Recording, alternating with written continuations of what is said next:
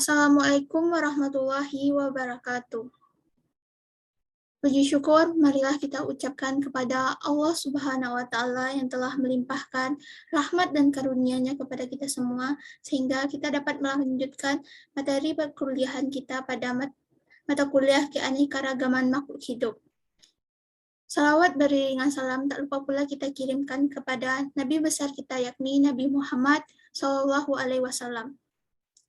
Yang terhormat, dosen pengampu mata kuliah keanekaragaman makhluk hidup, yaitu Ibu Tuti Lestari, SSI, MSI. Sebelum kami melanjutkan atau membahas materi kami, izinkan kami dari kelompok 2 untuk memperkenalkan anggota kelompok kami. Perkenalkan, saya Nola Apriani dengan NIM 21231018, dan rekan saya Lisa Wahyuti dengan NIM 21231072. Rekan saya selanjutnya yaitu Ridona Zulyeni Putri dengan NIM 21231018 dan Salsa Nabila dengan NIM 21231030. Sebelum kami membahas materi ini, izinkan saya untuk membahas tentang apa itu klasifikasi. Nah, apa sih klasifikasi itu? Pada dasarnya, klasifikasi berasal dari bahasa Belanda, yaitu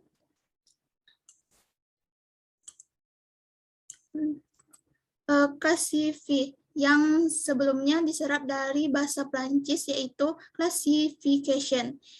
Istilah ini berarti sebagai metode untuk menyusun data secara sistematis atau menurut beberapa tahapan yang telah ditetapkan.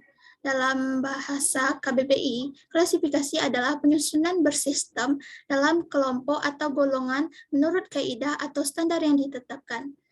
Secara harfiah, bisa pula dikatakan bahwa klasifikasi adalah pembagian sesuatu menurut kelas-kelasnya. Nah, dengan telah terpancing dengan pertanyaan tadi, maka kami akan membahas materi tentang yang pertama, tujuan klasifikasi, yang kedua, prinsip dasar klasifikasi, yang ketiga, sejarah klasifikasi, yang keempat, perkembangan sistem klasifikasi, yang kelima, pendekatan dalam klasifikasi makhluk hidup. Nah, tujuan dari klasifikasi adalah pertama, mengelompokkan makhluk hidup berdasarkan persamaan perbedaan ciri-ciri yang dimiliki. Dua, mendeskripsikan ciri-ciri suatu makhluk hidup untuk membedakannya dengan makhluk hidup yang lain. Tiga, mengetahui hubungan kekerabatan makhluk hidup. Empat, memberi nama makhluk hidup yang belum diketahui namanya. Lima, menyederhanakan objek studi sehingga mempermudahkan mempelajarinya. Dan yang terakhir, mengetahui tingkat evolusi makhluk hidup atas dasar kekerabatannya. Selanjutnya, materi ini akan disampaikan oleh rekan saya.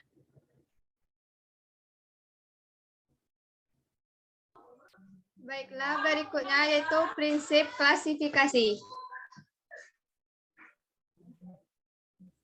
Satu, mengidentifikasi ciri-ciri suatu makhluk hidup atau pencanderaan. Identifikasi atau pencanderaan adalah menentukan macam-macam persamaan apa saja yang paling penting. Kedua, mengelompokkan sesuai dengan kriteria yang kita inginkan atau pengklasifikasian. Makhluk hidup yang memiliki ciri-ciri yang sama dikelompokkan dalam bentuk tingkatan takson yang sama. Ketiga, pemberian nama kelompok. Para ahli taksonomi yang telah melakukan penelitian terhadap beberapa jenis hewan maupun tumbuhan, mereka telah melakukan tahapan dalam klasifikasi dan akhirnya dapat memberikan nama terhadap suatu makhluk hidup yang dikenal dengan kunci determinasi. Ahli biologi juga mengklasifikasikan berdasarkan perkembangan evolusi independen atau keturunan dari nenek moyang. Satu, klasifikasi makhluk hidup menurut homologi. Ciri-ciri anatomi organisme yang berbeda yang memiliki penampilan atau fungsi yang sama karena mereka mewarisi dari nenek moyang yang sama. Kedua, klasifikasi makhluk hidup menurut paralelisme. Perkembangan evolusi yang sama pada baris spesies yang berbeda, tetapi perbedaan dari satu nenek moyang yang tidak memiliki karakteristik tetapi tidak memiliki fitur anatomi awal yang mengarah ke sana. Tiga, klasifikasi makhluk hidup menurut konvergensi atau evolusi konvergen. Pengembangan dari fitur anatomi yang serupa dari garis spesies yang berbeda setelah perbedaan dari satu nenek moyang yang tidak memiliki sifat awal yang mengarah ke sana. 4. Analogi. Analogi adalah fitur anatomi yang memiliki bentuk yang sama atau fungsi pada spesies yang berbeda yang tidak memiliki atau nenek moyang yang dikenal. Baik, terima kasih kepada Lisa. Materi selanjutnya akan dijelaskan oleh rekan saya. Selanjutnya, sejarah klasifikasi.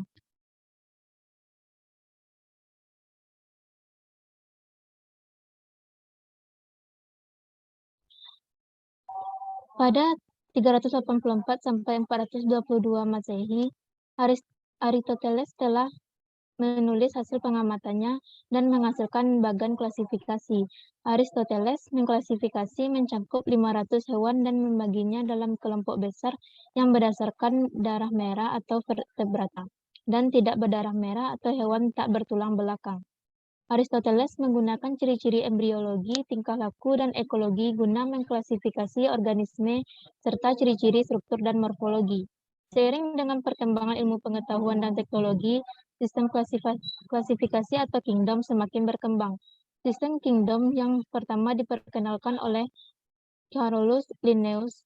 Sistem kingdom pun terus mengalami perubahan dan perbaikan hingga sekarang dan sering menjadi pro dan kontra bagi para ilmuwan. Selanjutnya, perkembangan sistem klasifikasi. Perkembangan klasifikasi dibagi menjadi beberapa kingdom. Yang pertama, sistem klasifikasi dua kingdom. Dasar pengklasifikasian dua kingdom ini yaitu yang pertama oleh Aristoteles pada tahun pada 384 sampai 322 Masehi, yaitu kenampakan luar organisme. Kingdom Plantae dengan dasar pengklasifikasian yaitu memiliki dinding sel berklorofil dan mampu berfotosintesis. Contohnya yaitu keseluruhan tumbuhan termasuk paku-pakuan, lumut, serta ganggang. Jamur pun termasuk ke dalam kingdom ini walaupun tidak memiliki klorofil. Yang kedua, kingdom Animalia dengan dasar pengklasifikasiannya yaitu tidak memiliki dinding sel, tidak berklorofil, dan mampu bergerak bebas. Kelebihan dan kelemahan sistem klasifikasi Aristoteles ini yaitu kelebihannya yaitu sebagai kunci dan pengarah menuju model-model kingdom yang lain.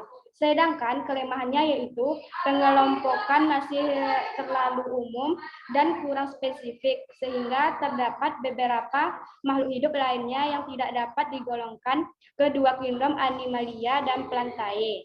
Yang kedua yaitu sistem dasar pengklasifikasian dua kingdom menurut Carolus Linnaeus, di mana kingdom Plantae dengan dasar pengklasifikasiannya yaitu semua organisme yang mempunyai dinding sel sela atau keras karena tersusun atas selulosa dan mempunyai kemampuan berfotosintesis serta tidak mampu berpindah tempat.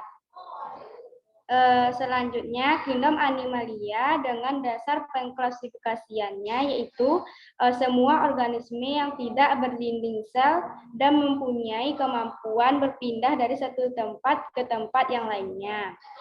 Kelebihan dan kelemahan sistem klasifikasi Carolus Linnaeus yang mana kelebihannya yaitu mampu menggolongkan dua kelompok besar makhluk hidup di bumi berdasarkan karakter fisiknya yaitu tumbuhan dan hewan.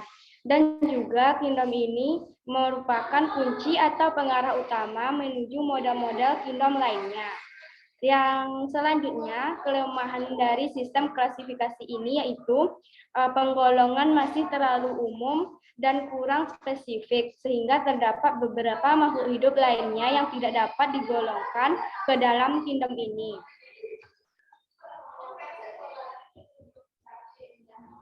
Selanjutnya yaitu sistem klasifikasi 3 kingdom. Pada tahun 1674, Anthony van Leeuwenhoek, yaitu Bapak Mikroskop, mengirim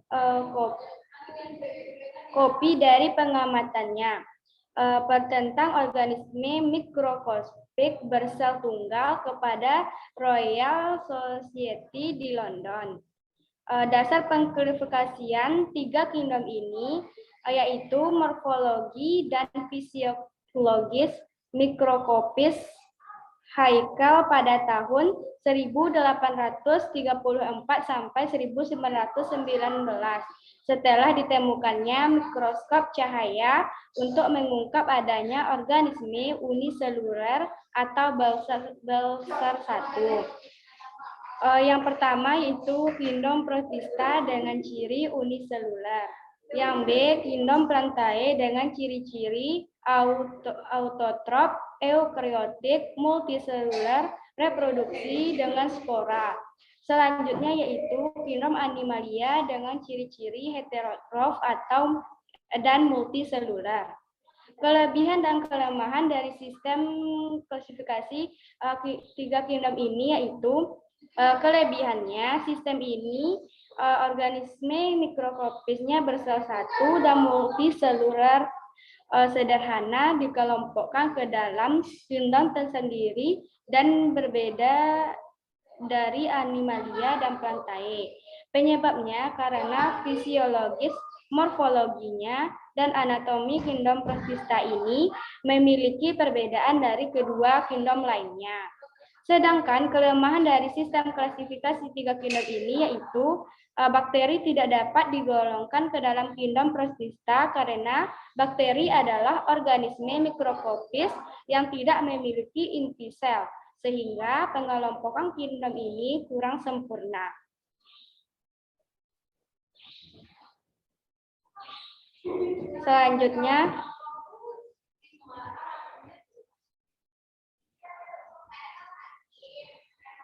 Selanjutnya yaitu sistem klasifikasi 4 kingdom.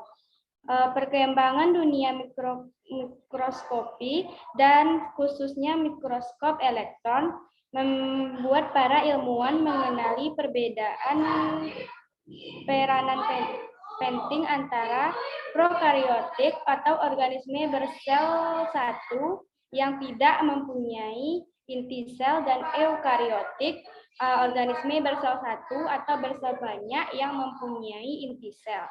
Pada tahun 1938, Herbert F. Copeland, seorang ahli biologi Amerika, mengemukakan 4 kingdom, di mana dasar pengklasifikasian 4 kingdom ini yaitu kingdom yang pertama, kingdom Monera, yaitu dengan ciri-ciri organismenya bersel satu atau uniseluler tanpa selaput inti atau disebut dengan prokariotik seperti bakteri, alga biru, dan alga hijau. Yang kedua yaitu kingdom Protista. Ciri-cirinya yaitu organisme bersel satu atau uniseluler yang memiliki selaput inti atau yang disebut dengan eukariotik. Yang ketiga yaitu kingdom Plantae, di mana kingdom ini meliputi semua ganggang kecuali ganggang biru dan hijau, lumut, paku, tumbuhan berbiji, dan juga jamur. Yang keempat yaitu kingdom Animalia. Kingdom ini meliputi semua hewan mulai dari protozoa sampai chordata. Selanjutnya yaitu kelebihan dan kelemahan dari sistem klasifikasi 4 kingdom ini. Kelebihannya yaitu sudah mampu membedakan antara organisme prokariotik dan eukariotik, sehingga masing-masing dikelompokkan dalam kingdom yang berbeda. Sedangkan kelemahan dari sistem klasifikasi ini yaitu belum bisa membedakan antara jamur atau fungi dengan tumbuhan. Karena fungi atau jamur bukan organisme autotrof layaknya tumbuhan, melainkan organisme heterotrof, yaitu tidak dapat mensintesis makanannya sendiri. Selanjutnya yaitu sistem klasifikasi 5 kingdom. Sistem ini dikemukakan oleh R.H. Whittaker, seorang ahli ekologi Amerika Serikat pada tahun 1969. Klasifikasi ini membagi menjadi 5 kingdom. Yang pertama yaitu kingdom Monera. Ciri-cirinya yaitu makhluk hidup atau organisme yang prokariotik, bersel satu, dan mikrokopis. Contohnya semua bakteri dan ganggang hijau biru, misalnya Escherichia coli. Selanjutnya yaitu kingdom Protista, yaitu dengan ciri-ciri organisme bersel satu, eukariotik, dan umumnya sudah memiliki ciri-ciri seperti tumbuhan dan hewan. Selanjutnya itu kingdom Fungi, dengan ciri-ciri memiliki tidak memiliki klorofil, eukariotik, dan tidak dapat berfotosintesis. Selanjutnya yaitu kingdom Plantae. Ciri-cirinya yaitu semua organisme eukariotik, bersel banyak, berdinding sel yang mengandung selulosa, berklorofil, berfotosintesis, dan autotrof. Selanjutnya yaitu kingdom Animalia, di mana ciri-cirinya yaitu eukariotik, bersel banyak, tidak berklorofil sehingga tidak dapat berfotosintesis, tidak berdinding sel, dan heterotrof. Selanjutnya yaitu kelebihan dan kelemahan dari sistem klasifikasi 5 kingdom ini. Kelebihannya yaitu sistem ini jamur dapat digolongkan ke dalam kingdom tersendiri karena jamur tidak mencernakan makanan seperti yang dilakukan hewan. Dan makanan mereka sendiri seperti tumbuhan yang dilakukan, melainkan mereka mengeluarkan enzim di sekitar makanan mereka dan kemudian menyerapnya ke dalam sel. Selanjutnya yaitu kelemahan dari sistem klasifikasi 5 kingdom ini, yaitu belum mampu mengidentifikasikan kingdom Monera secara tepat, sehingga di dalam kelompok kingdom Monera tersendiri masih memiliki perbedaan yang signifikan baik dalam hal RNA polymerase atau RNA sequences, intros, membran lipid, dan lainnya. Selanjutnya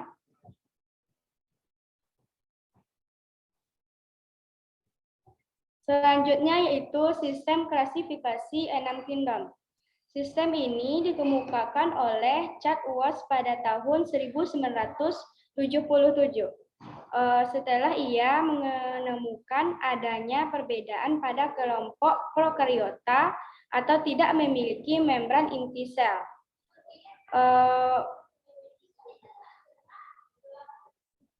Kelebihan dan kelemahan dari sistem klasifikasi 6 kingdom ini yaitu kelebihannya mampu menjelaskan kingdom Monera secara signifikan bagi kingdom Monera. Selanjutnya, kelemahan dari sistem klasifikasi 6 kingdom ini adalah pada dasarnya tidak ada. Namun bagi beberapa pakar ilmuwan sering terjadi pro dan kontra karena kingdom Monera merupakan kingdom yang sudah mencakup Bacteriaceae dan Eutebacteria dibagi lagi. Selanjutnya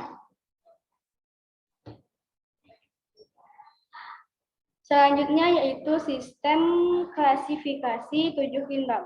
Sistem ini dikembangkan dan dikemukakan oleh ilmuwan yang bernama Thomas Cavalier dan Smith pada tahun 1998. Dasar klasifikasi dari sistem ini adalah 2 kelas utama makhluk hidup, yakni eukariotik dan prokariotik. Selanjutnya yaitu kelebihan dan kelemahan dari sistem klasifikasi 7 kingdom ini. Yang pertama kelebihannya, Kelebihannya yaitu lebih detail. Lahir kingdom baru yaitu Chormista yang anggotanya merupakan bagian dari kingdom Fungi dan Protista yaitu Oomycota, Hippocytriomycota, dan Bacilla rhiophyta. Selanjutnya, kelemahan dari sistem klasifikasi 7 kingdom ini yaitu kelemahan sistem ini biasanya relatif terhadap sudut pandang mana saja orang ingin mengelompokkan organisme. Biasanya semakin besar tingkat pengklasifikasian, maka semakin besar pula tingkat kesulitan, tetapi hasilnya tetap akurat. Selanjutnya yaitu sistem klasifikasi 8 kingdom, di mana sistem klasifikasi ini diajukan oleh Thomas Cavalier Smith pada tahun 1993 yang membagi kingdom tunggal Protista menjadi 3 kingdom, yaitu Archezoa, Protozoa, Chormista, Fungi, Plantae, dan Animalia. Hal yang melatar belakanginya adalah Eubacteria dan Archaebacteria memiliki perbedaan yang begitu besar berdasarkan jarak genetik dari gen ribosomal sehingga keduanya dipisahkan menjadi 2 kingdom yang berbeda. Selanjutnya yaitu sistem klasifikasi yang banyak digunakan. Sistem klasifikasi yang banyak digunakan saat ini yaitu sistem klasifikasi 7 kingdom. Karena sistem ini dikembangkan dari sistem kingdom sebelumnya dan menambahkan klasifikasi baru secara garis besar. Digolongkan dalam 2 kelas utama yaitu prokariot dan eukariot. Dari kedua golongan besar ini dibagi lagi menjadi eukariot mencakup Animalia, Plantae, Protozoa atau Protista, Eumycota, dan Chromista. Dasar klasifikasi 7 kingdom ini yaitu pada 2 kelas utama makhluk hidup, yaitu eukariotik dan prokariotik. Klasifikasi ini biasanya relatif terhadap sudut pandang seseorang yang ingin mengelompokkan organisme.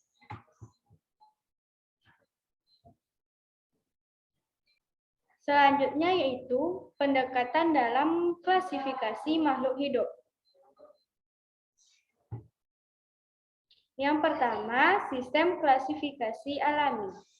Sistem ini mengelompokkan organisme berdasarkan sifat-sifat morfologi atau bentuk fisiknya.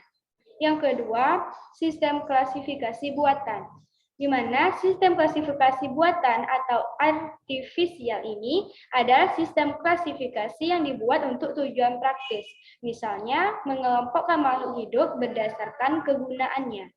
Selanjutnya yaitu sistem klasifikasi filogenetik, di mana sistem klasifikasi ini didasarkan pada hubungan kekerabatan antar organisme berdasarkan proses evolusinya. Terima kasih kepada rekan-rekan saya yang telah menyampaikan materi pada pagi hari ini. Semoga materi yang kami sampaikan dapat menjadi ilmu dan menambah wawasan teman-teman. Kami sebagai perwakilan dari kelompok 2 mohon maaf atas kesalahan dan kekurangan dari materi kami. Sekian presentasi kami tutup dengan wassalamualaikum warahmatullahi wabarakatuh.